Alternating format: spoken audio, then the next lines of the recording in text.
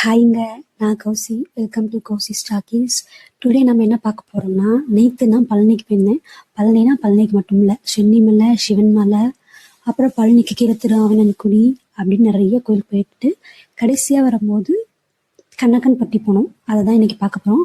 பார்க்குறதுக்கு முன்னாடி சப்ஸ்கிரைப் பண்ணி வச்சுக்கோங்க. நிறைய சூப்பரான வீடியோஸ்லாம் எடுத்து வந்திருக்கேன் அங்கேருந்து. ஒவ்வொன்றா பார்க்கலாம் டெய்லியும்.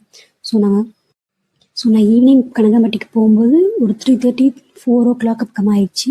போனவுடனே கார் பார்க்கிங் ஏரியாவில் காரை பார்க் பண்ணிவிட்டு ஃபர்ஸ்ட் அவர் இருந்த வீட்டை தான் போய் பார்த்தோம்.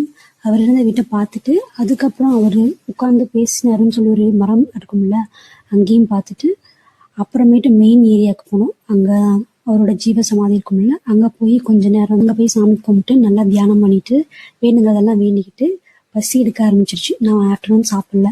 ஸோ சாப்பிட்றதுக்கு போயிருந்தோம். நாங்கள் போயிருந்த அன்னைக்கு என்ன சாப்பாடு போட்டிருந்தாங்கன்னா, பருப்பு குழம்பு, சாப்பாடு, ரசம், மோர் போட்டிருந்தாங்க. நல்லா இருந்துச்சு. சாப்பிட்டு அப்புறம் பிளேட்ஸ்லாம் வாஷ் பண்ணி வச்சுட்டு மறுபடியும் வந்து கொஞ்ச நேரம் உட்காந்துட்டு கிளம்பி வந்துட்டோம். ஸோ சாப்பாட்டு அவசரத்தில் நான் டைனிங் ஹாலெலாம் எடுக்க மறந்துட்டேன். ஸோ மன்னிச்சிருங்க, நெக்ஸ்ட் டைம் போனால் நான் எடுத்துட்டு வரேன். அண்ட் தென் பர்சனலி எனக்கு அங்கே போனது ரொம்ப மன நிறைவாக இருந்துச்சு. ரொம்ப பீஸ்ஃபுல்லான மைண்ட் செட் கிடைச்சிது. நிறைய குழப்பங்களுக்கு ஒரு தீர்வு கிடைச்ச மாதிரி இருந்துச்சு. நீங்கள் இதுக்கு முன்னாடி போயிருக்கீங்களா?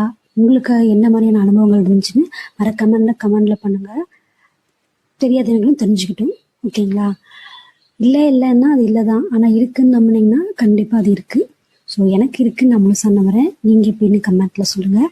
நம்ம நெக்ஸ்ட் வீடியோவில் பார்க்கலாம். மறக்காமல் சப்ஸ்கிரைப் பண்ணிக்கோங்க. பாய்.